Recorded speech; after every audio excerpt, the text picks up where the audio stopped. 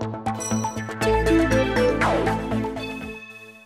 ressort de cette audience que nous avons sollicité de la Cour qu'elle décide la mise en liberté de Bertrand Zibi sur le fondement de l'article 400 qui faisait obligation au ministère public d'enrôler l'affaire dans les 2 mois.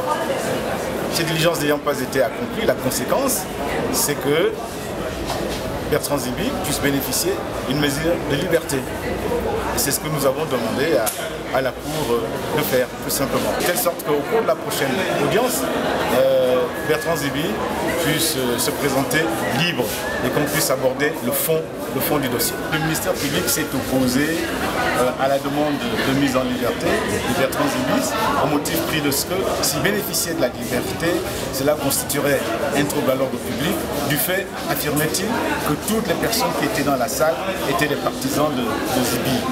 On lui a fait remarquer que le ministère public n'est pas un degré de juridiction de jugement et que son rôle, c'était, dans cette affaire, d'appliquer la loi qui lui faisait obligation de transmettre le dossier au parquet général et de faire juger, d'enrôler le dossier dans les 2 mois. Il ne l'a pas fait, il a failli et qu'il ne pouvait pas se prévaloir de ses propres turpitudes.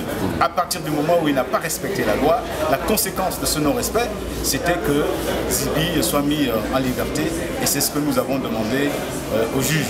Parce qu'aujourd'hui, on peut le dire, Bertrand Zibi est en détention arbitraire parce que les délais sont largement dépassés.